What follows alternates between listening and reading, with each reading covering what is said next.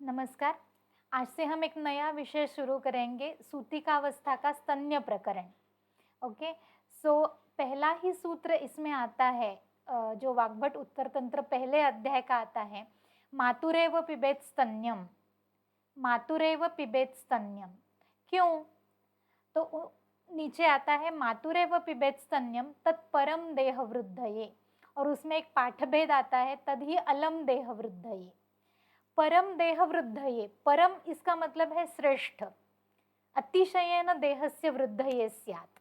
अरुण दत्त उसकी टीका में बताते हैं कि परम इसका मतलब अतिशयेन देहस्य वृद्धये स्यात्। श्रेष्ठ इसका मतलब है इससे श्रेष्ठ या इससे अच्छा और कुछ नहीं।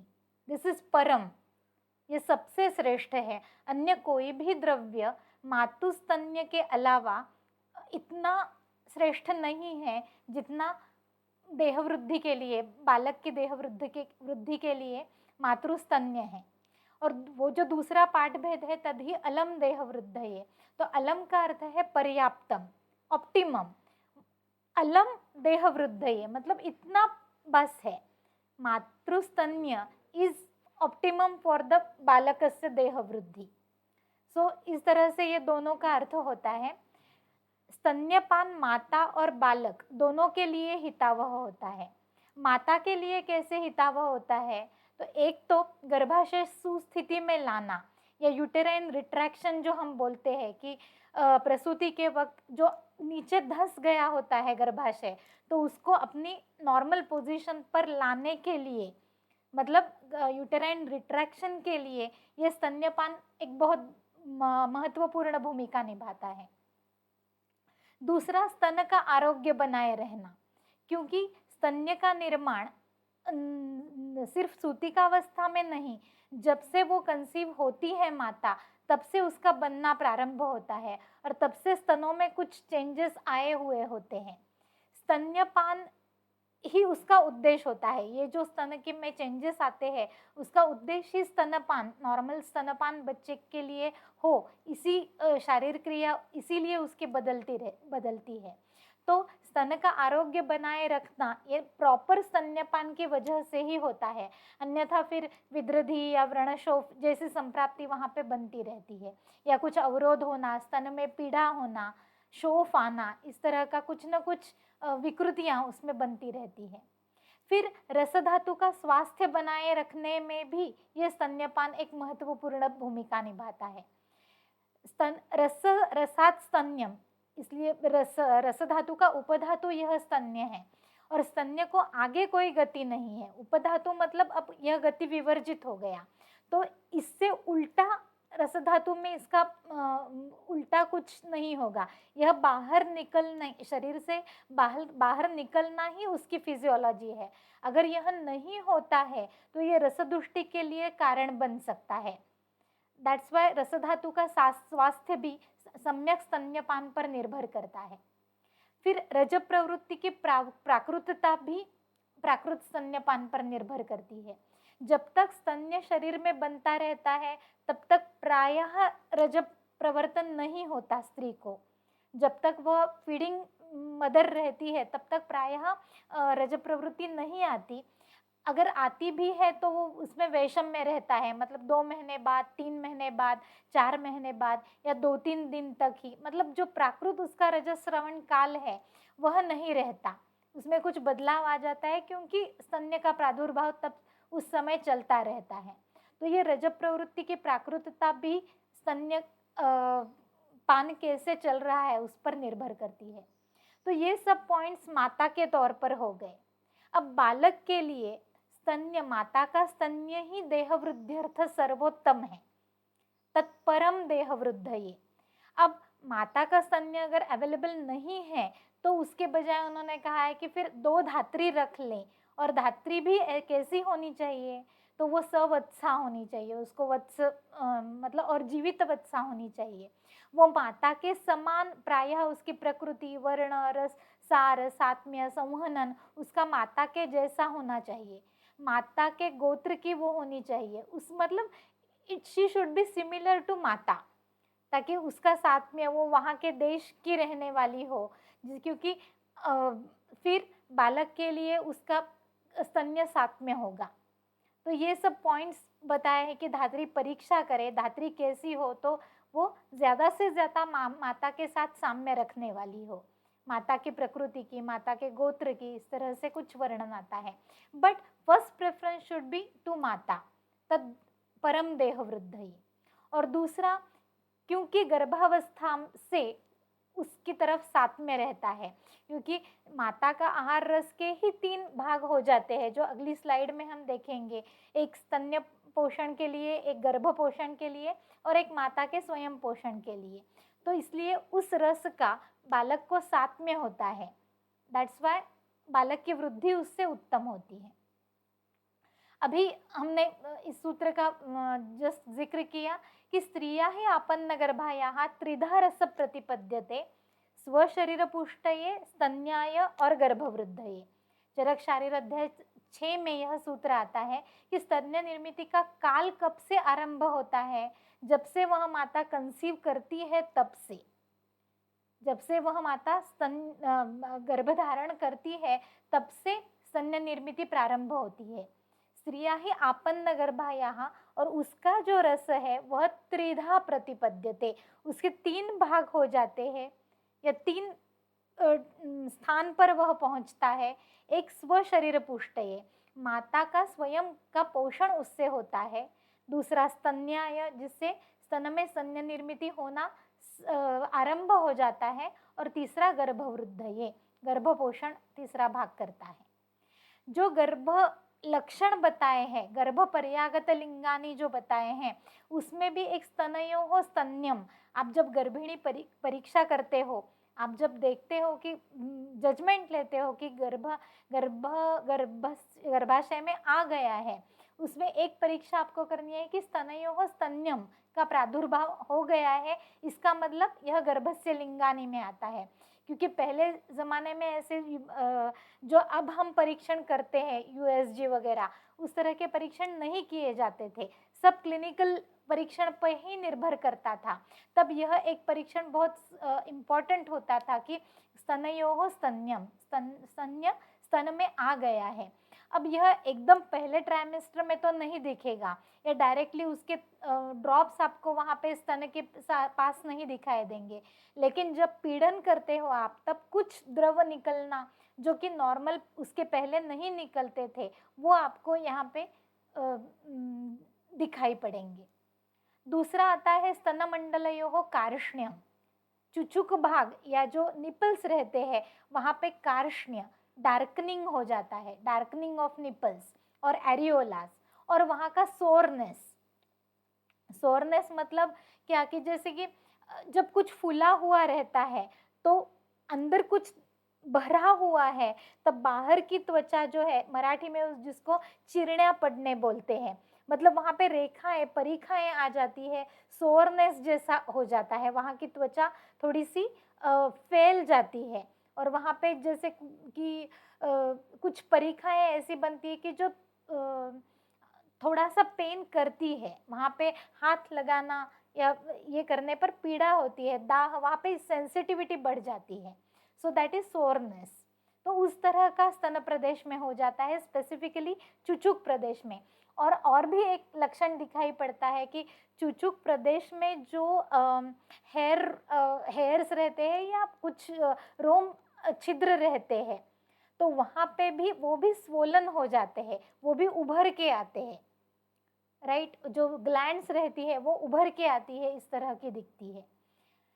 फिर स्तन की आकार वृद्धि हो जाती है, क्योंकि अब स्तन्याशय में स्तन्य आने लगता है, वहाँ की डेवलपमेंट शुरू होती है, वहाँ की जो पेशियाँ हैं वो फूलने लगती है, सो वो सब डेवलपमेंट की वजह से स्तन की आकार वृद्धि होती है।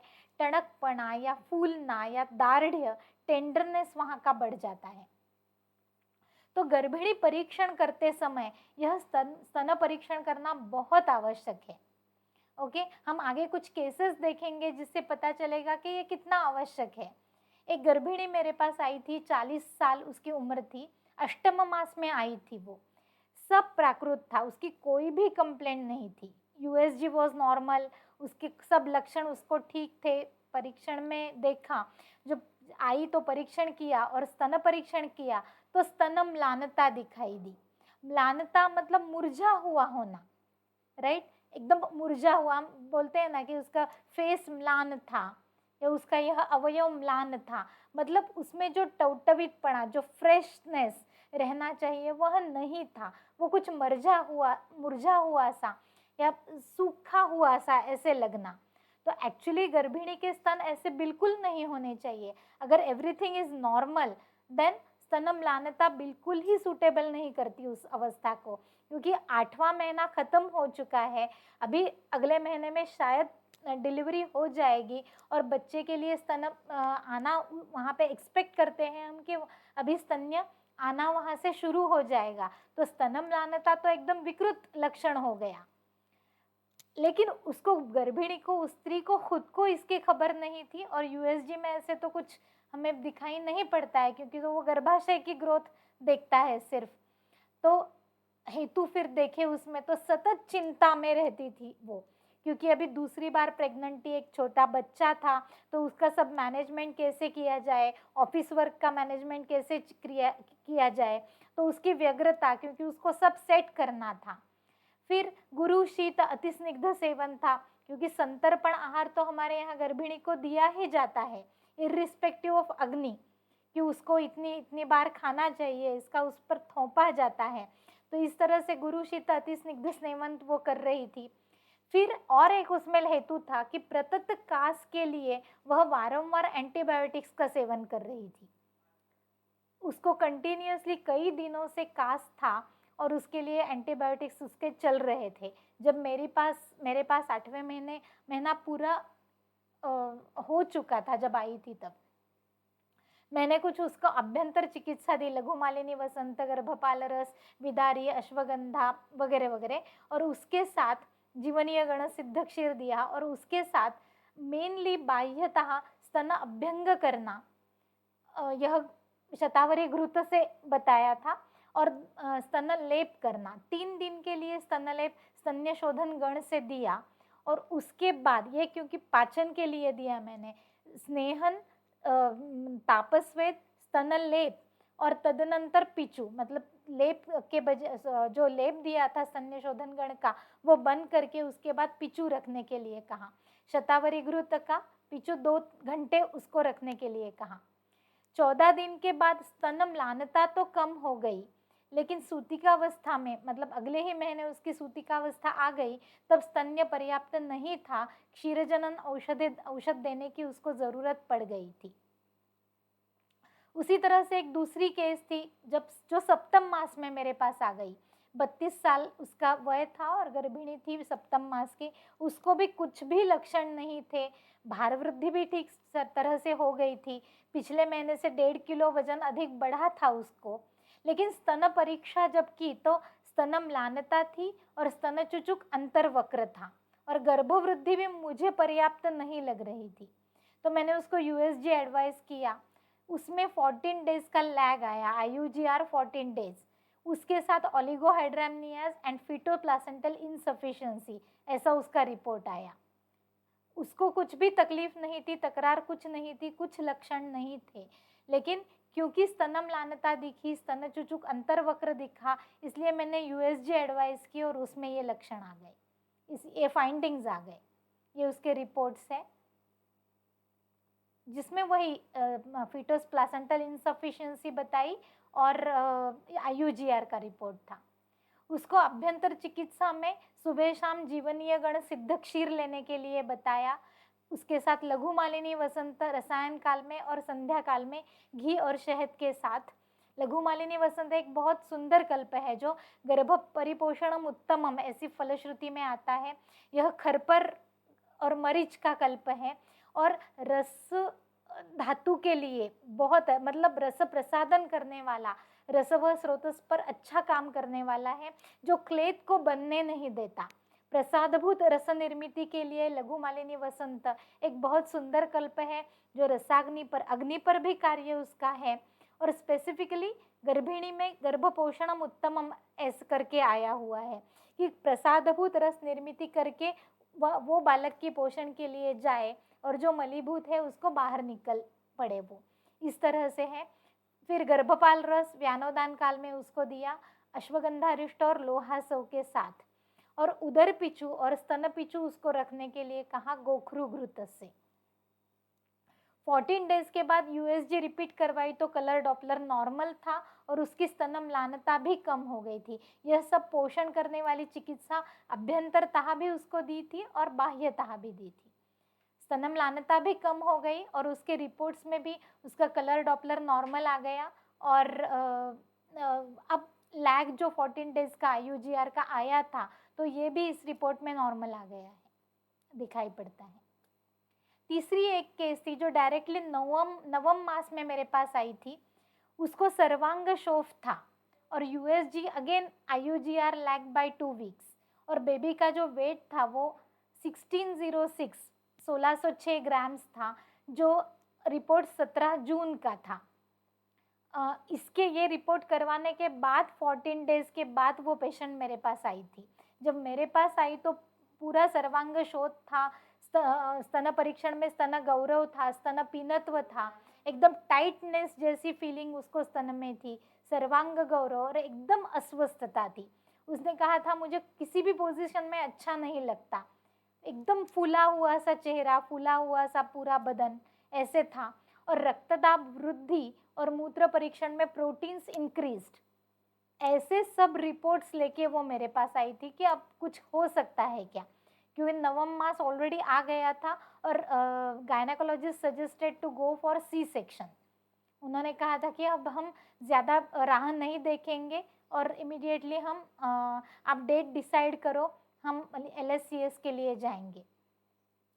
ये उसका रिपोर्ट है। यहाँ पे आप देख सकते हैं कि उसका 32nd या 33rd वीक चल रहा था वगैरह वगैरह। जो उसको चिकित्सा दी 14 दिन के लिए।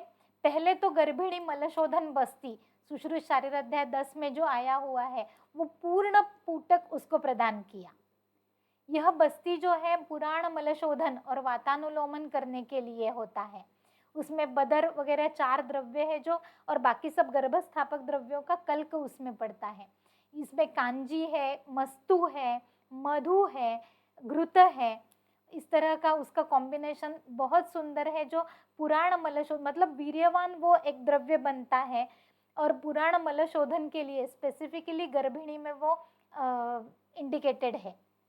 तो पुराण मलशोधन और वातानुलोमन के लिए मैंने वो गर्भिणी मलशोधन बस्ती दिया, जिससे 3 बार उसको शुद्धि हुई, और निरूह प्रत्यागम के बाद ही उसका स्तन गौरव और जो एक टाइटनेस उसको लग रहा था वो कम हो गया। मतलब जो एक पुराण मलशोधन के बाद एक जो लाघव रहता है या सृष्टता से हो जाने के बाद जो एक उधर लाघव लगता है वो उसको दिखाई पड़ा वहाँ पे। उसके बाद यष्टि तेल के मात्रा बस्ती मैंने 5 बार उसको दिए, क्योंकि वो नवम मास ही चल रहा था, तो अल्टरनेट डे ऐसे यष्टि तेल के मात्रा बस्ती दिए थे।